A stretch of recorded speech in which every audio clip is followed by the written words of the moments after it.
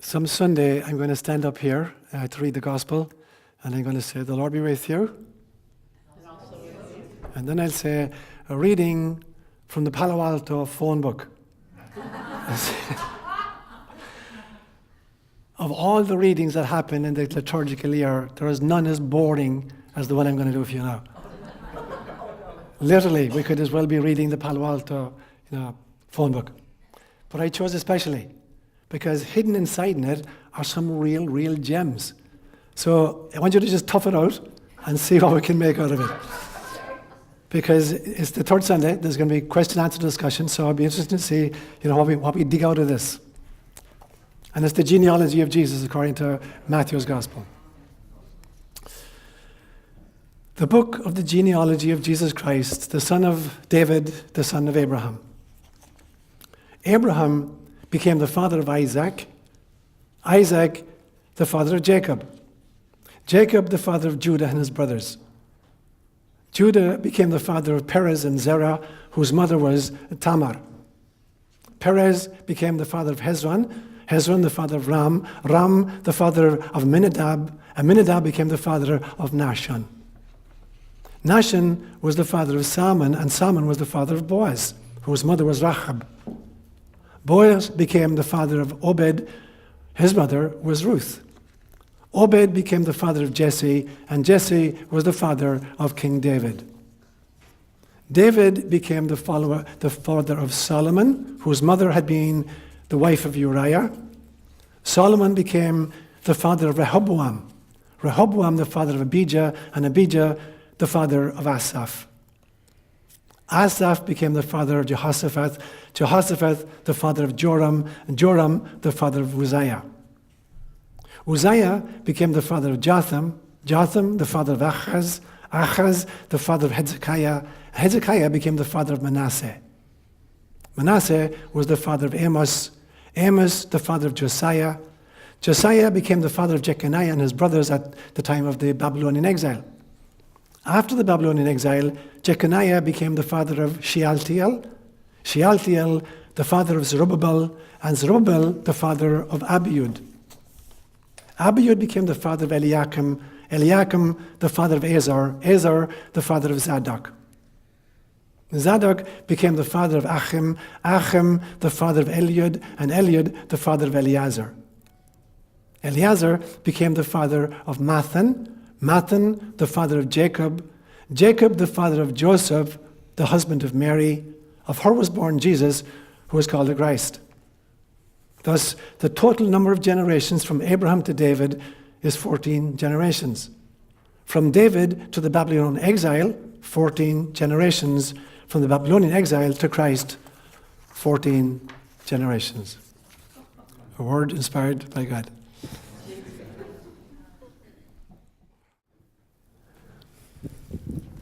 So I'm sure most of you at some stage have gotten interested in the family tree.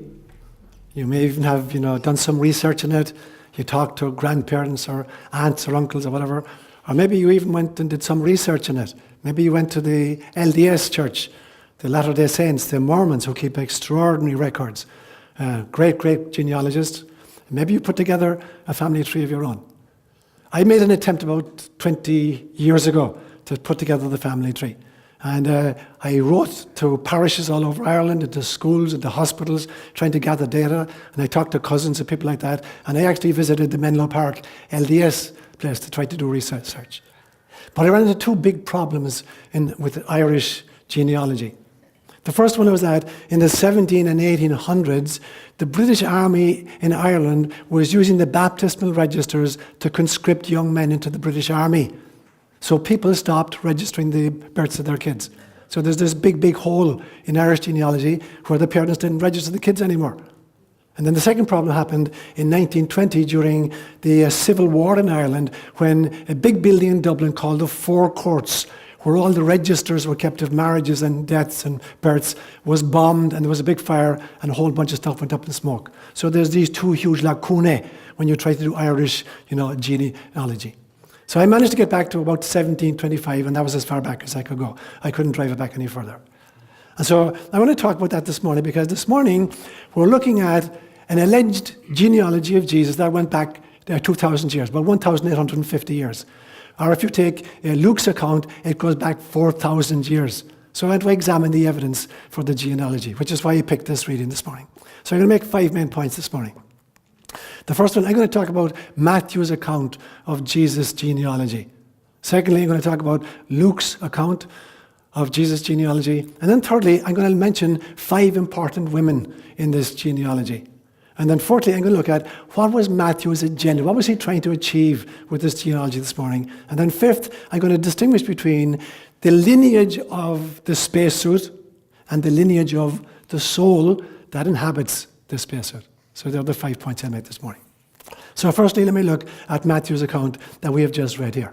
And we have to understand that Matthew is Jewish and he's writing for a Jewish audience.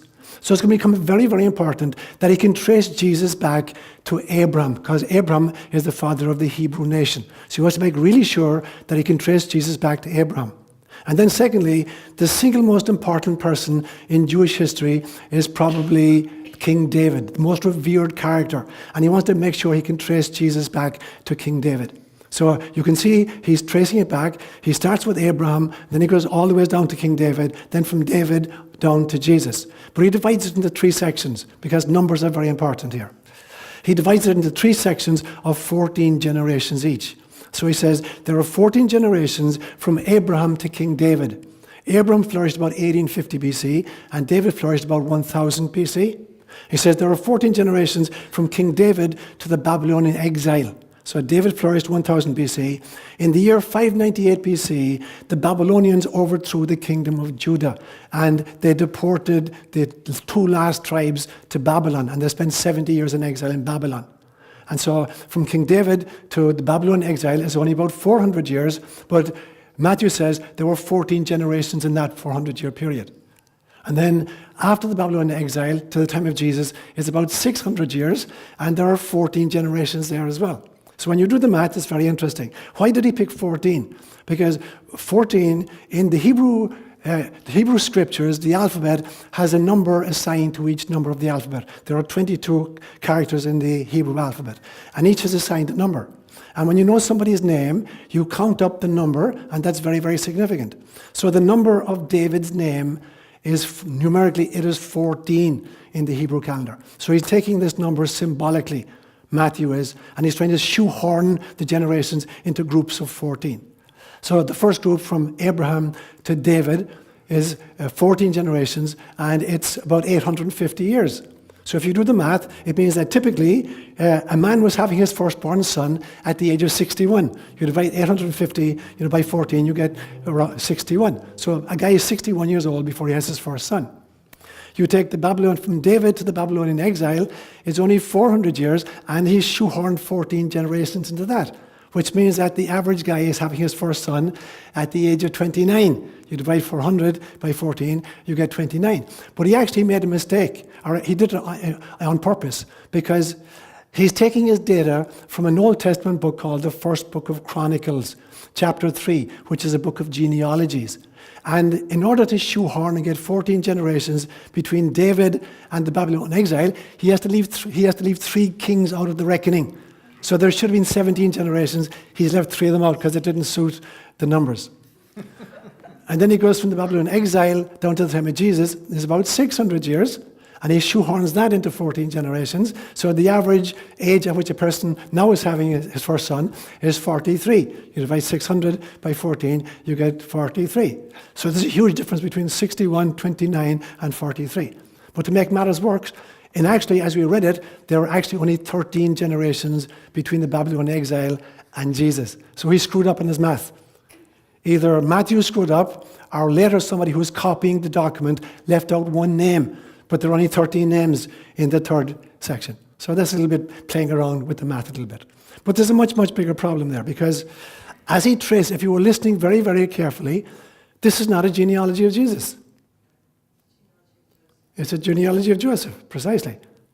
So he's claiming that Joseph is not the father of Jesus, but he's giving us Joseph's genealogy. And then he says at the end of it, and Joseph was the husband of Mary, of whom was born Jesus, who was called the Christ. It's like, an example, suppose you see a lecture advertised that some expert on JFK is giving a lecture in Stanford, and we crowd into the hall. There's 300 of us in the hall. We want to hear a lecture about JFK. And the guy starts off very professorial, says, I want to talk about JFK today. I'm an expert in JFK. JFK's best buddy in high school was a guy called Billy Murphy. And Billy Murphy's father was a guy called Paddy. And Paddy's father was called John. And John's father was called Jack. And Jack's father was called Noel. And Noel's father was called Daniel. And he keeps going back and back and back and back the whole lecture until he goes back to Adam. An hour and a half later, he says, there's my presentation. And we're looking at somebody says, Professor, I thought you were going to talk to us about JFK. He says, I already did. I told you that, JFK was Billy Murphy's best buddy. And that's like what it is. So we get the whole genealogy, allegedly of Jesus, and it's not Jesus' genealogy at all. It's Joseph's genealogy. And Matthew has already told us that Joseph is not the father of Jesus. So, such mishegas. So he's got a real problem there. And the problem is, and I'll say this a little bit later in the homily, he's trying to legitimize Jesus in some way, and I'll explain that to you in point number 4. So that's the first one. Luke has a very different account. Luke's account, he goes backwards. So whereas Matthew starts with Abraham and works his way down to Jesus, Luke starts with Jesus and works his way back. But he doesn't go back just to Abraham, he goes back to Adam and to God himself. He goes all the way back. And for this reason, Luke is not particularly interested in the kingly line. Kingship only came into Israel with Saul, who was the king before David. And Saul flourished about 1100 BC. There were no kings before that. And the kings ruled basically just from the time of Saul, about 1050 BC, to the Babylonian exile around the year 600. And pretty much it fades out at that stage. So it's a short period of time. But Luke is a Roman citizen. He's not interested in this little podunk little kings. There were kings all over the place at that stage. In fact, Solomon had 700 wives and 300 concubines. And we are told that every one of these 1,000 women were princesses, the daughters of kings. So there's like 1,000 kings just in the area of the Middle East alone. So you could throw a stone over a ditch and hit a king on the head at that stage. So Luke is not interested. Luke comes from a place where there's a real king. It's called Caesar. And Caesar rules, the most of Europe, the North African coast, and the Middle East. In fact, they call their name for the Mediterranean as Mare Nostrum, our sea, because they owned everything around it. That's a king. And so Luke is not impressed at all. So when Luke is tracing the genealogy, he leaves all the kings out of it. He just mentions one king, David. And then he says, and David's son was Nathan. And then goes on from Nathan down. But Nathan was not David's son. Nathan was the prophet at the time of David. And in fact, he was David's nemesis. He was constantly challenging David about stuff he was doing. So when Luke gets to David, the genealogy goes through the prophets, not through the kings. So there's almost no overmatch between Luke's account and Matthew's account once you get from David down to Jesus. They have nothing in common whatsoever. Because Luke is interested in showing that Jesus is a prophet in the prophetic line, whereas Matthew, who's writing for a Jewish audience, wants to make sure he's in the kingly line. So they're two totally different lists, because they've got a totally different agenda. So Luke is insistent on, he's trying to make Jesus not just a parochial figure for Judaism, but a universal figure with global appeal. And so, for instance, Luke is the one who introduced a choir of angels singing at Jesus' birth, to show that this is a cosmic event. This is not just a little local story. And in actual fact, the way Luke arranges his writings, there are 2 books in the Bible ascribed to Luke. But in actual fact, it's a single work. The first one is called the Gospel of Jesus, and the second one is called the Acts of the Apostles. But they're basically 2 parts of the same work. And they're both dedicated to the same person, a guy called Theophilus, meaning lover of God, who may have been a Roman governor of some kind, or just anybody who's a God lover may be interested in this story. And the first part of his book, the Gospel of Jesus, it starts in a little village called Nazareth, and Luke gives the impression that Jesus' entire public ministry consisted of a single journey that started in Nazareth and wound up in Jerusalem with his death. When you read Luke's Gospel, you think it was just a single safari lasting about 1 year, that he started off in Nazareth and worked his way down to Jerusalem where he gets crucified. And so Luke has Jesus starting in a tiny little insignificant village and winding up at the center of Judaism, Jerusalem. And then the second part of his work, the Acts of the Apostles, it starts in Jerusalem and it winds up at the center of the world, in Rome, with Paul and Peter arriving in Rome. So he's bringing an emphasis from just a little local, parochial kind of Mashiach or Messiah for the Jews to a universal figure who's the savior of all humankind. So Luke has a very, very different agenda. And he makes his genealogy reflect that fact. And there's almost no overlap between the two genealogies. Which brings me to point 3. Why did Matthew include in his 42 generations, there are 5 women included in Matthew's account? What's the story? Why were these 5 women? There are no other women mentioned.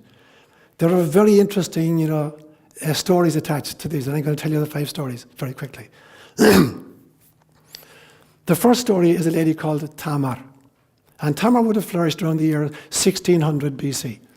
And there was the guy at the time was a guy called Judah, who was the great-grandchild of Abraham. And Judah had 3 sons, a guy called Er, a guy called Onan, and a guy called Shelah. And when Er came of age, he married her off to a woman called Tamar, who was a Canaanite woman. She wasn't even Jewish. But he was a bad character, and God killed him. So the law demanded that now she'd have to marry his brother. So now she marries the second brother, a guy called Onan. And Onan proves even to be worse than his brother, and God kills him. So at this stage, Judah has only one son left. He says, whoa, this is a dangerous lady. Back off here. So he says to Tamar, he says, you know what? I only have one more son, a young kid, he's only a teenager, called Shelah. So why don't you go home, stay as a widow for a few years, and when he's ready for marriage, I'll give you a phone call and we'll connect up. So she's going home and she's waiting for her guy to arrive. And the years pass by and nothing happens. And she gets reports that Shelah is now a big stocher of a guy, marriageable, and he's still not being given to her as her husband. So she decides to take the law into her own hands. She knows that Judah is coming up for sheep shearing area, and he's going to come up in the next week. So she dresses up, I kid you not, as a prostitute, and goes out to the local, crossroads, waiting for this dude to swing by. And he arrives and he sees her and he's, I like this. How much is it going to cost? And I don't know what she's taking, having a joke, and she says, it's going to cost you a young kid from the goat family. Now you can play that any way you want, but the young kid is maybe Shelah, or I want a goat from your flock. And Judah says, okay, yeah, I'll pay it. He said, but I don't have the kid with me, so what do you need as a pledge? She said, I want your seal and I want your staff as a pledge. So he gives over the seal and he gives her the staff, and they do their business. And a few months later, Judah gets a report that his daughter-in-law is pregnant. In the meantime, he's tried to deliver the kid to her, and he's told, there's no such prostitute in this area. We have no idea what you're talking about. So he said, what? I lost my seal, I lost my staff, and I have no idea who this woman was. But a report is brought that his daughter-in-law is pregnant, and he's outraged. How could she do this? Destroying the family name, getting pregnant out of wedlock. This is disgusting. So he sends orders that she's to be burned. So they're taking her out to burn her, literally. And she says, okay, the person who impregnated me owns these 2 objects. Here's his seal, and here's his staff. And all of a sudden, Judah realizes, holy God, that's my seal, and that's my staff. So he repents, and being the compassionate character he is, he doesn't burn her anymore. So she gives birth, not just to one child, she gives birth to twins, a guy called Perez and a guy called Zerah. So that's the first story mentioned. Good woman. The second story is a woman called Rahab, and Rahab flourished about the year 1200 BC, and she's a citizen of the city of Jericho. And at this stage, the Israelites have escaped out of Egypt, and they've spent 40 years wandering in the desert, and now they're ready to come into the promised land and take it, and the first place they're going to attack is Jericho. And they sent 2 spies into Jericho, and they come in and they suss out who the local prostitute is. And she's a woman called Rahab. She's an official, professional prostitute. So they hang out with her, and they make a deal with her. And the deal is this: when they capture the city, they will spare her and her household if she gives them refuge. So she hides them. Somebody sends a message to the king of Jericho that there are 2 spies in Rahab's house. And the king comes in with his guys looking for them. And she tells a whole bunch of lies. She says, they just escaped about 2 hours ago. If you run after them, you'll surely catch them before you reach the river. And she hides them out for 3 days, and then using a rope, she lets them down. Her house is literally on the walls of Jericho, and lets them down. And they make an agreement with her. They say to her, you hang a scarlet cord out of your window, and when we attack the town and destroy it all, we'll save everybody who's inside in your household. And so some months later, the hordes come in, and they ransack Jericho, they destroy it, but here's the scarlet cord hanging out of our window, and they save Rahab and our parents and our family. And she marries one of the invaders, a guy called Salmon, becomes his wife, and she's the great-great-grandmother of King David. It's the second woman mentioned. The third woman mentioned is Ruth. And Ruth would have flourished about 100 years after Rahab, around the year 1100. And Ruth, like the other two, was not even Jewish. But she was married to a Jewish man, the son of a woman called Naomi. And Naomi was an Israelite woman, but her husband died, and there was a famine in the land of Israel, so she emigrated with her 2 young sons out of Israel. And the 2 boys grew up, and they both married Canaanite women. But then the 2 boys died as well, and now not only is she widowed, she's lost her 2 sons as well. So she takes her 2 daughters-in-law, she says, now that my sons are dead, go back to your own people and be with your own people. And one of them gives her a big hug and says, I'm really, really sorry to leave you, but it's been nice knowing you, and goes off. But the second one, who's called Ruth, she says, no, wherever you go, I will go. One of the most beautiful love songs in the whole Bible is the song of Ruth. You know that song? Because it says something like this. It says, wherever you go, I shall go. Wherever you live, so shall I live. Your people will be my people too, and your God will be my God too. Wherever you die, I will die, and there shall I be buried beside you. We will be together forever, and our love will be the gift of our lives. So Ruth decides to move back to the land of Israel with her mother-in-law. And they come back, but they're as poor as church mice. They don't have husbands, and they don't have fathers to protect them. And so they're really barely scraping by. So it comes to harvest time, and then Naomi remembers that one of her kinsmen, a guy called Boaz, is a rich farmer. And the harvest time arrives, and the rule is when you're harvesting your field, you can't harvest around the edge of the field. You have to leave that to the poor people who can come in, and they can take that and they can eat it. That was the rule at the time. You couldn't harvest the entire field. The rim had to be left for people who didn't have any farms of their own. So Naomi says to Ruth, go down to the field where my kinsman is harvesting and take the gleanings and bring them with you. And she does that. And she goes down there where the harvest is happening, and she starts bringing home food. And now is the time for the vineyard harvesting of the grapes. So she gives her the same injunction. Go down and harvest around the edge of the vineyard, and Boaz will not obstruct you in any way. So she begins to do that. So then Naomi gets a brilliant brainwave. She says, every year at harvest time, Boaz gets drunk, and he sleeps in the vineyard with just his cloak over him. So now tonight, I want you to go down there, late at night, and you'll see him lying there, and then she says, wink, wink, lift the corner of his robe. So she goes down, and the guy is stocious drunk, lying there drunk with his cloak over him, and she lifts the corner of his robe. And bingo, 9 months later, she has a little baby boy. And that's Ruth. And she's the great-grandmother of King David. The fourth woman, she's not named in Matthew's account, but we know from other sources who she is. She's mentioned, but she's not named. Her name is Bathsheba. And here's the story of Bathsheba. Bathsheba was married to a Hittite man called Uriah. And Uriah was a mercenary soldier in David's army. And they're at war. It's the season it's like a season for golf, season for basketball, and a season for war. So they're off at war. But David is an older man at this stage, and he doesn't go to war anymore. He's in charge of, he sets Joab as commander of the armed forces. So Joab is off fighting with this mercenary called Uriah the Hittite. And David has a siesta, and after the siesta, he goes up into the roof of his building, and he's looking around, and he sees this gorgeous-looking woman bathing, having a shower someplace. And he calls, says, who is she? And he's told that is Bathsheba. She's the wife of Uriah the Hittite who's fighting in your army. And David says, bring her to me. And she comes and he lays with her. Now David already has 7 wives of his own, but that's not enough, obviously. So he lies with her, and a few weeks later she sends a message, I'm pregnant. And David says, oh my God, we're in trouble. So he decides to try to cover it up.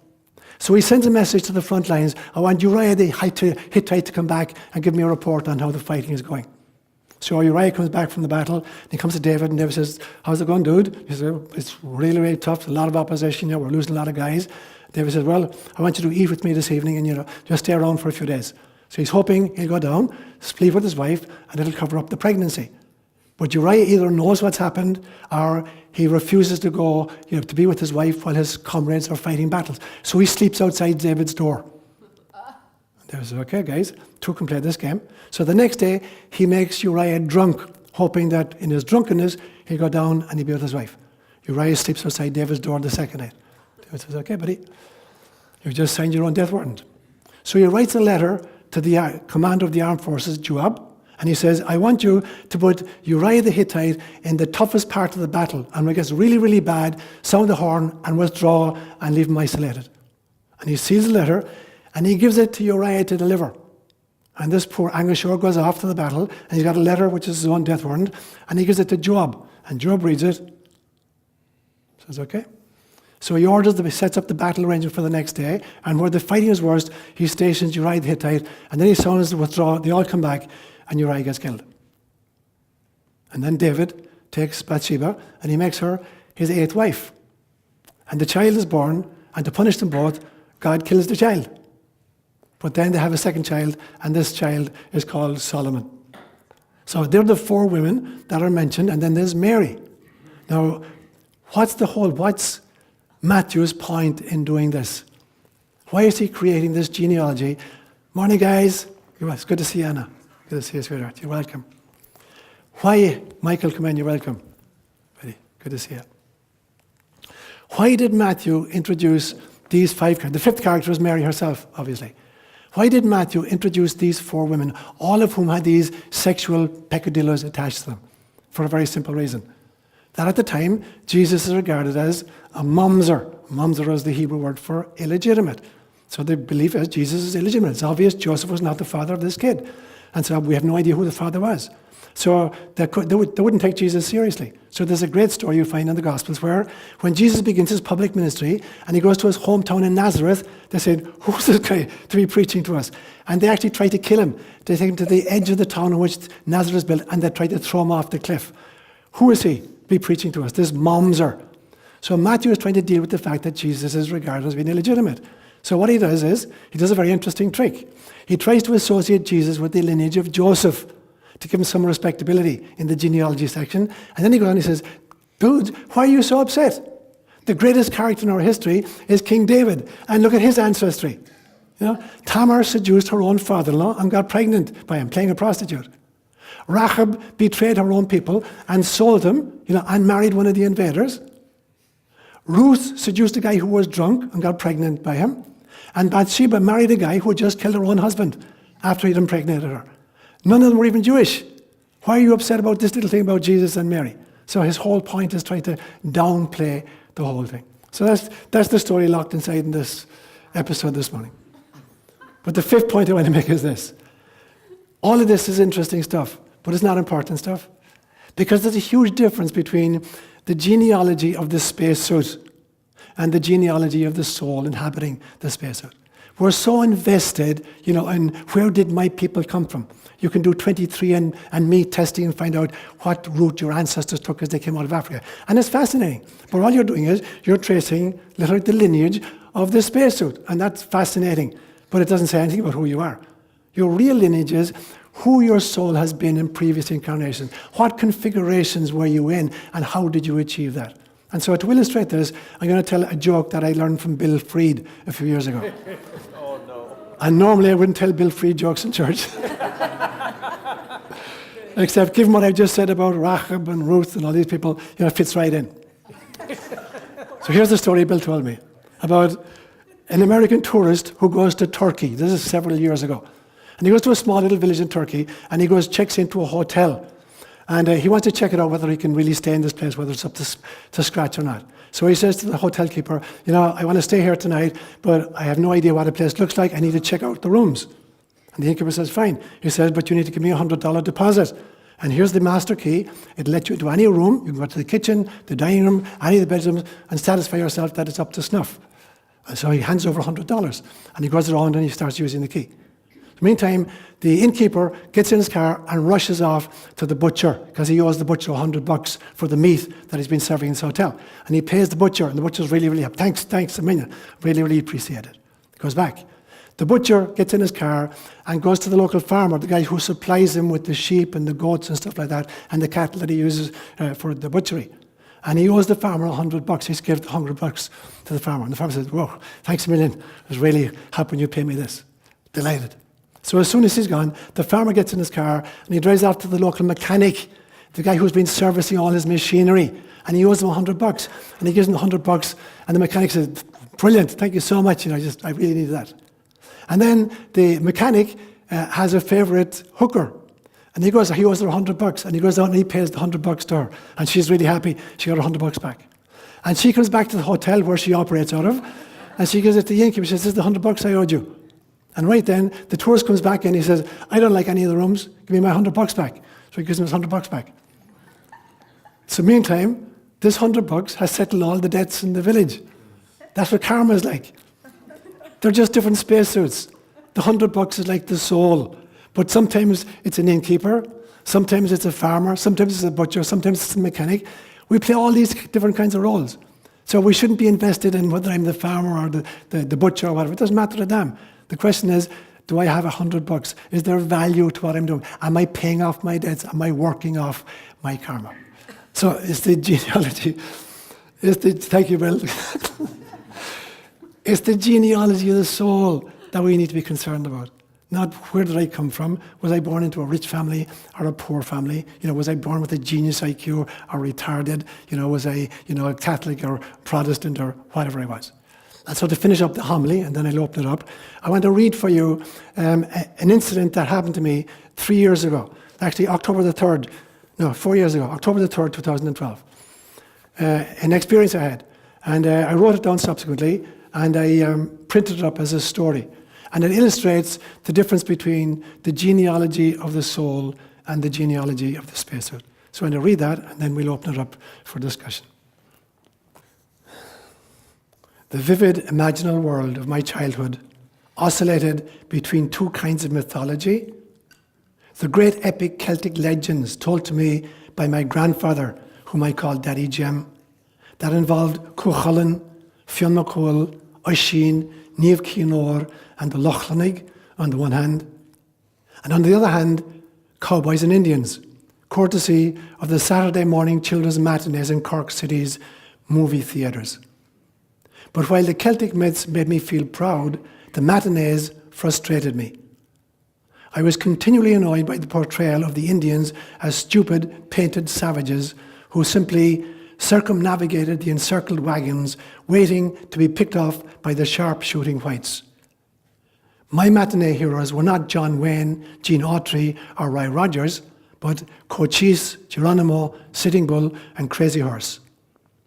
When we enacted these battles as kids, I always insisted on being an Indian, and it was a point of honor, not just for egoic reasons, to be the last man left standing. This was the beginning of a lifelong passion for social justice. 1 week ago today, I was trekking in the forest near my home in Tirnanog, outside the little town of Healdsburg, when I stumbled upon a Chayaloith, a thin place, and got sucked into a time warp. At the other end of this tunnel, I found myself in a strange location, watching two men angrily facing off, one an Indian and the other a cowboy. I could see inside their psyches and read their minds. The Indian was a very athletic brave, fuming at the indignities that had been visited upon his people by the pale-faced invaders. He was spoiling for a fight, and his nemesis, the cowboy, gave him the ideal opportunity. Meanwhile, the cowboy grinned smugly, totally secure in the knowledge that his six-shooter was much more than a match for this savage's tomahawk. As I watched, a dignified, wrinkled elder took the brave aside and said, "You have to think of the long-term consequences of your actions. If you injure this man, his people will come in hordes and kill our men, our women, and our children. I want you instead to go on a vision quest and see what the Great Spirit has to tell you." The brave reluctantly agreed, and following the time-honored custom of his tribe, spent the next 10 days in the wilderness alone and fasting. And indeed, the Great Spirit did speak to him in a series of inner visions that rocked him to the core of his being. He saw in graphic detail his previous 3 incarnations, and he wept in shame. In one, he had been a conquistador, arrogantly oppressing the native population. In the second one, he'd been a member of the US cavalry, pushing the Indians into more and more inhospitable and resourceless reservations. And in the last before the present incarnation, he had been a bounty hunter, making a killing, literally, from the scalps of the Indians, which he sold to the authorities, who were committed to ridding the continent of these varmints. His greed was stoked and his cruelty disguised by the patriotism of General Philip Sheridan, who declared in 1869, "The only good Indians I ever saw were dead." The young brave sobbed uncontrollably for several hours. Then he asked the Great Spirit, "Is that why I chose to be an Indian in this present incarnation?" The Great Spirit nodded. The brave realized then that he had simply swapped one set of prejudices for another. He saw that his anger came from the sleepwalking of being unaware of his past lifetimes and of his present mission, which was to develop compassion and forgiveness for the human condition. Meanwhile, the cowboy had taken a very bad fall from his horse and was clinically dead for about 20 minutes. During this time, he had a near-death experience: the tunnel, the white light, the mentor, the life review. He too was rocked to the core of his soul. He recovered the memories of his last 3 incarnations, in each of which he had been a Plains Indian, suffering unspeakably at the hands of the whites. At the end of the 3rd lifetime, his mentor had asked him, "How well do you think you'd handle being a white with greater numbers and superior technology? Do you think you'd use these advantages compassionately? Or would you simply forget?" He obviously had forgotten. After 3 lifetimes of being oppressed, he had just as mindlessly been an oppressor, despising and hunting his own people of the 3 generations just past.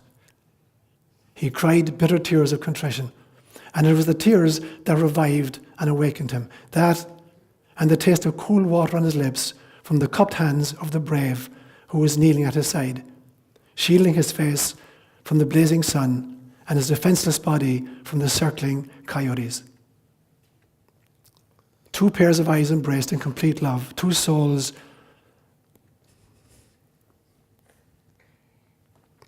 recognized each other. 2 brothers, separated by incarnation, had been reunited by remembering. My vision ended. I stepped through the quail-light and found a madrona tree. Sitting under its generous shade, I wondered, where do my prejudices come from? What task did I set myself for this incarnation? Why have I been asleep? The tears flowed silently, and my dog Kayla licked them lovingly from my face. That was a pretty profound story. And I hadn't thought about this for a while, but I was doing some work with I don't know what to call her, teacher healer. And when I came to work with her that day, she said, "Okay, what do you want to work on? Business types of stuff or relationship?" And I said, "Relationship," not very enthusiastically. Bottom line, I think that my experience with her was actually a past life regression. Okay. And during that regression, what I became was a Sumerian man. Okay. And I had thick leather straps on my wrists, and I don't know how historically authentic this is. And the guy was a brute. He wasn't malicious in the fact of planning what he did to people, but he just hurt people. That was what he did. And so when I came back, she asked me, and I told her what happened, and she said, so what did you learn? And I said, I can't get mad at someone for doing something that I did myself. Okay.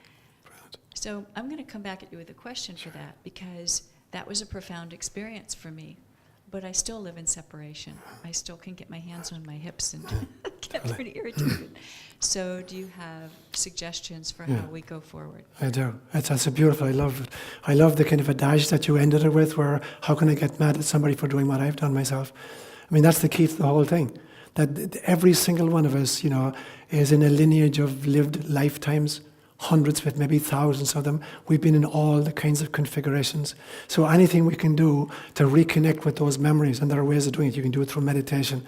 You can do it through self-hypnosis. You can do it through being hypnotized by somebody else. You can do it through regression therapy. But you can recognize that the things that really upset us about other people are very, very often things that we've done ourselves. We're triggered by them because there's old residual energetic memories launched inside us that realize, I did that, but we're doing it at an unconscious level. So that's one way, one question. The other one is just to look at what happens to the environment, when I get angry. I had an incident just this week where I got two pieces of information, two pieces of news that really upset me, where I felt like people had acted really, really unjustly. I got really, really mad. I started swearing like a trooper. And that night, I couldn't sleep. And the next day, I was feeling terrible. And I realized all of a sudden that if I'm creating this angry energy around myself, it's affecting my own health, and I'm radiating out to other people as well. So if I'm seeing how quickly it's affecting my own psyche, I imagine what the hell is it doing to other people, the objects of my kind of anger or whatever. So it was a real lesson to me that be really, really careful when Christ says you will be held accountable for every idle word. This wasn't that God is taking notes and is going to come and judge us. It's that every single thing I say, every thought I have, and every action I perform has consequences for me and for the entire world. It's radiating energy out into the system. So just watch what's happening in my vicinity. What effect am I having on people? Am I making people angry or anxious at me? And some of it is their stuff, but what of it is my stuff? And to come to the realization, I've been in all those places myself. So why would I get invested at this stage in the particular prejudices associated with this particular spacesuit? I've been equally prejudicial in all of the other spacesuits I've inhabited. And when I come to that realization, I have to let go of all prejudices, and it's not to excuse people's behavior, but it is to understand their behavior. And that's what forgiveness is about. Forgiveness is never about excusing somebody's bad behavior, but it is always about understanding people's bad behavior. And there's a huge difference. Yeah. Can I just add? I get what you're saying, that forgiveness is understanding someone's behavior. I can do that. But what's the right action? Because sometimes when it's really over the edge, you do have to take action. And I mean, I can tell myself wisdom has to come in, but I'm not real good at that yet. Yeah, totally. So the only valid response ever is love. Always. But there are 4 forms of love. I keep saying this to you. I call them the 4 C's. There's confirmatory love, there's cooperative love, there's compensatory love, and there's challenging love. So I can love you by confirming and saying, way to go, great job, Jane. So I love you by affirming what you're doing. That's one way of doing it. I can love you by cooperating with you. We're doing a joint task, and I do one part of the task, you do the other part, and we work together as a team. Or I can work by compensating. You drop something, I go down, I pick it up, and I hand it back to you. So I'm compensating for an error that you've done. Or I challenge you and say, what you're doing is not acceptable. So that's a form of loving. But it has to come from a clean heart. It's not done out of a revenge or out of a position. It's about rectifying the unethical behavior here. But even when I do that, it has to come out of a loving place. It's a different kind of love. And it's a very important part of love. So love is not about just turning your blind eye and rolling over and playing dead. Patricia, you were. So I've heard, and many of us have heard, about an old soul and a young soul. So something just came to me as I was thinking of that and all the things you're talking about. But I think so many times our own compassion for someone might be because they're a young soul and we're an old soul. Because having compassion as an older soul, you're seeing that you once were there as well, and having that compassion. So do you have anything to say I do, about that? I do. That's a brilliant question. And there are several sort of parts to it. The first thing is, when we talk about young souls and old souls, we're putting it in language which is temporally circumscribed. But the truth is, a soul has no age whatsoever. Their souls are outside of the time. It's only when we step into incarnation that we're locked into time. So it's not that, an old soul was born like 10,000 years ago and a young soul was born 1,000 years ago. There is no time in it. The age has to do with the experiences gleaned and the amount of evolution achieved. So there's no age attached whatsoever. It's just, has somebody grown? If you compare two people, is one a compassionate individual and the other is a psychopath? So that would be the young soul, even though there's no age attached. So that's the first realization. The second realization is that even in an incarnated form, we cut younger people slack. You're not going to expect from a 2-year-old the same kind of behavior you're going to expect from a 7-year-old, nor from a 7-year-old what you expect from a 16-year-old. So we have to cut people slack, in linear time as well. So we have to realize that, old and young souls, they're behaving as well as much as they're able to behave. So that is not to excuse their behavior, but is to understand that this is a person who hasn't made a whole lot of progress. That's the second thing. The third thing is the realization that we volunteered to come on with these people. We didn't get blindsided. Every single one of us, we crafted a lifetime which involved all other 7 billion souls on the planet right now. We knew there were going to be psychopaths here. We knew there were going to be megalomaniacs here. We knew the time we were coming into. We knew the politics of the time we were signing up for. We knew all of that. And we came in to test ourselves. So with that realization, we realized we came in knowing that we're going to be very young souls as part of it. And they were to test us to find out, can you love even when you're in relationship of whatever kind it is with a young soul? Can you grow through that? And the fourth piece is, you're absolutely right, that the evolution of the soul goes from narcissism to compassion from all, to self-concern, to Christ consciousness or unitive consciousness. Yeah. Yeah, sure, love. Ingrid.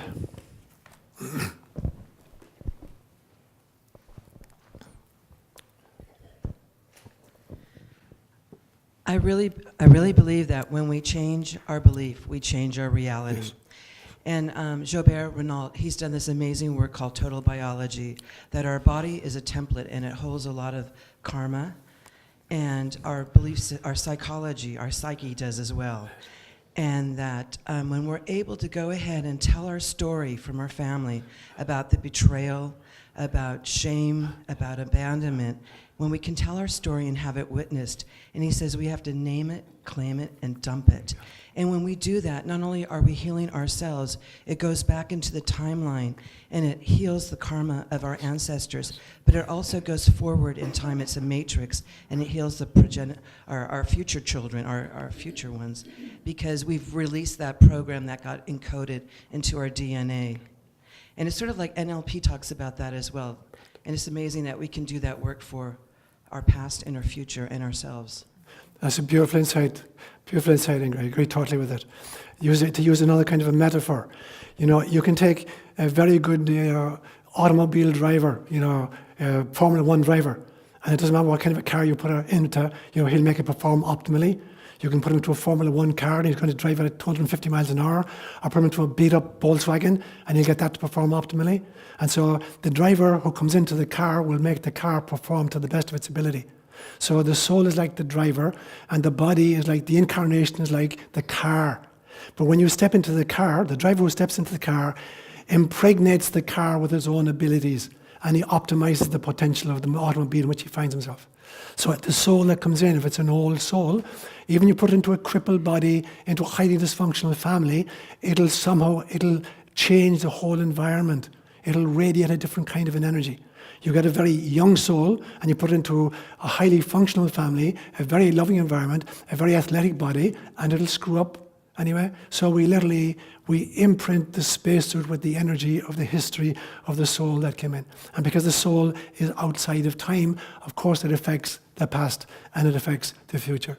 And so the whole notion that we can clean up a karma of generations before us, it is true. If there's enough love in the system, it can heal that, and it can create the kind of template and the energy which will fashion our movement into the future. Because the future is not determined.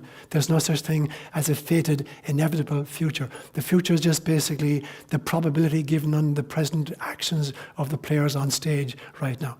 But one single player can totally change the dialogue, going off into the future. Yeah. So Deb.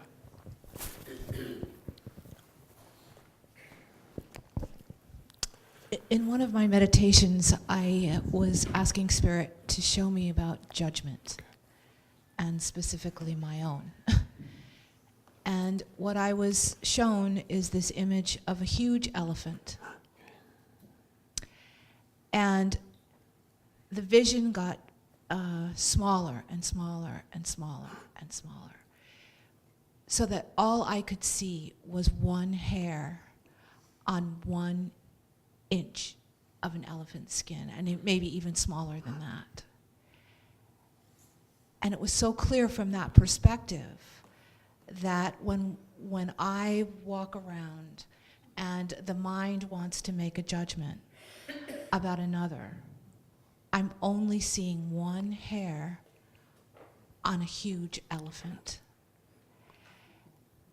And that vision, if you will, has stuck with me ever since and been a great help in my own journey. That's brilliant. And then the other piece of that, which has been coming to me during this Advent time, is that the kind of courage and love that it takes for each soul to choose an earthly incarnation. And as much as we have heard about souls lining up across the veil, anticipating, excited about coming to the Earth Mother, there are also many souls who don't ever want to take on a body, or who don't ever want to return once they've left. And from that place of expanded awareness, which is beyond words, when we're in that swing, because that's the image that I see in your launching pad, when we are in that place, getting ready to make the leap, the amount of love and courage from that expanded place to come into a world of duality where we forget who we are, and to come anyway because of our own inherent desire to expand, to remember that we are love and that we come from love, and love is where we return, and to be of service in the best way that we know how is just beyond words. Right. And I have such compassion for each and every one of us who signs up for this incarnation. Brilliant. There are 2 brilliant points, Deb. So let me just make a quick response to each of the 2 of them. When you talk about judgment, you're absolutely right. There's a huge distinction between judgment and evaluation. When Christ says, "Do not judge, you will be judged," he's absolutely right, because what is judgment? Judgment is ascribing an ontological value to a person or to an event, that this is a bad person or this is an unlucky circumstance. So you're pigeonholing a person or an event into a little box. That's judgment. Evaluation is very different. Evaluation is determining what is the appropriate response to this person or this situation. I don't have to pigeonhole them, but I have to determine what response or what reaction am I going to make. So when Christ says, "Do not judge," he's absolutely right. Do not pigeonhole anybody or anything, because you're diminishing them, but rather think of what is the appropriate response in the situation. And the second one about, people volunteering for planet Earth, you're absolutely right. There are a lot of souls and they won't touch planet Earth with a 40-foot pole. They don't want to get into that kind of stuff. So for any of us to be here meant either we overestimated our abilities, or we're filled with love. But we're here by choice. None of us was forced or shoved on the slide and don't go down there whether you want or you don't. So lurking inside every second one of us, every single 7 billion of us is an extraordinary, it's the what do the Buddhists call it? What's the word? The Bodhisattva. The Bodhisattva is the person who's worked off their own personal karma, but they keep incarnating for the rest of us. Every single one of us on the planet is some kind of Bodhisattva. You know, we didn't have to sign up for this level of difficulty. But we chose to do it anyway, for the two reasons you mentioned. First one is if you're serious about your own evolution, you want to test yourself in difficult circumstances. But the second thing is you look down and you see all these suffering people who've lost track of why they're here and are suffering gravely, and you want to go down and see if you can shift the boulder somehow. So it's done out of compassion as well as a need to kind of progress yourself. Yeah, brilliant. Beautiful insights. Chris, make it an easy one, Chris.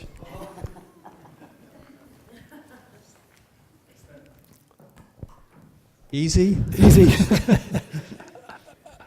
I've spent 40 years on the guru circuit, so I've got all the easy questions answered. So, you know. Well, if you want a hard question, I'd ask, what happens if you're scared half to death twice? Yes. Okay.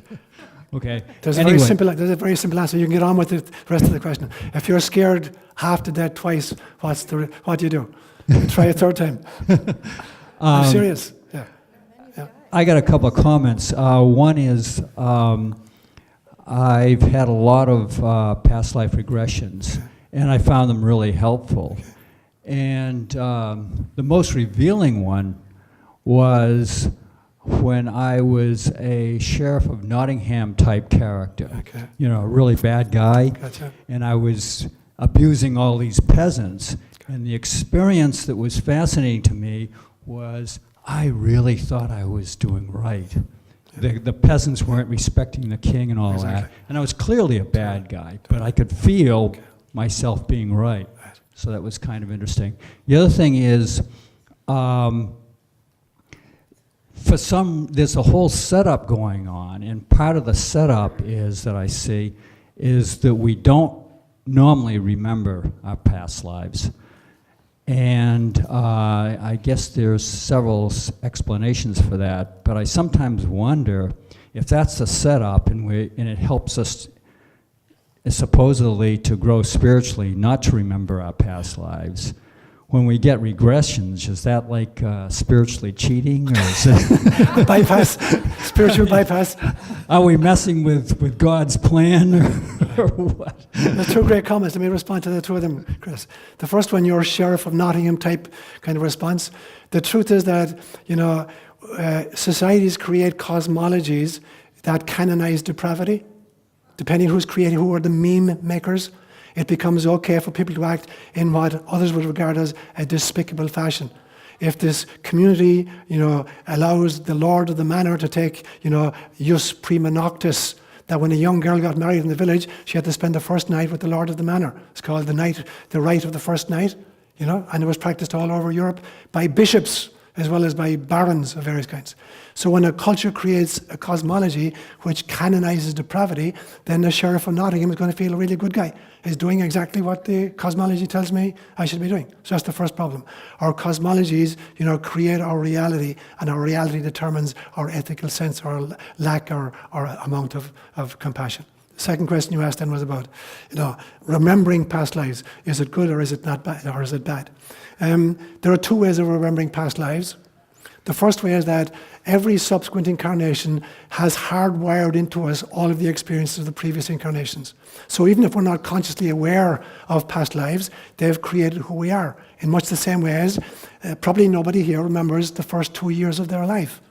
But the experiences you had in the first 2 years of your life basically created the character that you are and the personality you have right now. So the fact that you can't consciously recall it doesn't mean that it hasn't created who you are. So even though we don't remember a lot of our past lives, they've created who we are. They've hardwired into us the temperament with which we're born in the next incarnation. Now, can we kind of short-circuit that process sometimes? We can speed it up a little bit. We can speed it up in many, many ways. We can speed it up by a process called multi-perspectiving, where you literally, in any situation, you try to understand the perspective of all of the players in the drama. Really try to understand it. And in fact, this is one of the things that happens in the past life experience, in the near-death experience, where there's a past life a review of the life just passed. And the experience seems to be that if I'm in a situation and I have an episode where Ron and Jane and I have been involved in some kind of a situation, I now get to experience the situation precisely as it happened to me, precisely as it happened to Jane. Not just I'm thinking, oh, here's what Jane must have been thinking. I'm feeling it and experiencing it as Jane. And then I'm feeling it and experiencing it as Ron. So I have a full experience, a multi-perspectival, understanding and experience of every single event in our lives. So that's one way of doing it, just looking around any situation and trying to say, why do I think that person acted in that fashion? What would explain it? And so that helps me just to speed up the process a little bit. So I don't think it's cheating. I think any device we have to help us, align ourselves more quickly with our mission this time is good. We take one last question. It's 11 o'clock. Johanna was first. We take two, and then we take two quick questions. Johanna and then Karen. So I would say over the last 6-8 weeks, I'm finding it increasingly difficult to figure out why I came in this time period, because I'm getting so frustrated and so depressed watching the news every day, seeing what's going on. And I know at some point that loving part of the challenge to what is happening in our country and our new administration, I feel at some point I'm going to have to do something. But it is affecting the way that I usually am at Christmas. It's affected my energy. I'm worn out. But I keep watching the news because I keep wanting to know what's going on. And Okay. May I make a response? Sure. Two quick responses. When you asked the question, I asked myself, why did I volunteer for reincarnation? Because I'm getting totally frustrated. The answer is contained in that. You're getting totally frustrated. The reason you volunteered is to experience frustration and then see, what do you do with it? How do you grow when you're frustrated? So the answer is locked inside the question itself. You volunteered because you get an opportunity to deal with this level of frustration. And I'm not being facetious. Yeah. Of course it does, yeah. So just I'm going to piggyback on that a little bit. We've been casting about for ideas for the next retreat in March, and so the title I came up with, and I just communicated this a few days ago, because of the concerns I'm hearing about this situation. The title of the retreat is going to be Render unto Caesar, and then Spirituality, Politics, and Ascension of the Human Species. So I want to try and deal with that issue. How do we proceed in these times? In a political situation or spirituality and the ascension, that was to use Ingrid's word, the ascension of the species. What do we give back to Caesar and what's left over? My last question for Karen. Thank you. Sure, Olivia. So this is just quick. So in past life regressions, is there a reason that since we carry all of our experiences with us, is there a reason that certain ones come forward? Is it similar in some way to dreams? Brilliant. So Karen's question, of all the past life experiences we have, is there some reason that, only some of them, come to the surface? And there is. So our past lives, for one thing, we're stepping outside of time, so they're not linear at all. So your next lifetime could actually be in 13th century North Africa, because there's no time. All you're doing is you're creating a configuration and putting your soul into that situation and finding out how I grow through that. So there's not a linear progression whatsoever. But there is a progression of lessons. And so it may well be that, in this particular lifetime, I do a past life regression, I'm dealing with particular kinds of situations in this lifetime. I'm going to call up other lifetimes which were dealing with the same kind of issue that I'm dealing with this time. So of all the possible lifetimes I could have come up with, the ones that will suggest themselves are ones that are pertinent to the same kind of issue that I'm dealing with right now. Unfortunately, I'm going to have to hold it there, guys. It's 11, and we got a big party afterwards. So thank you for your patience. Let's stand and offer each other a sign of our peace.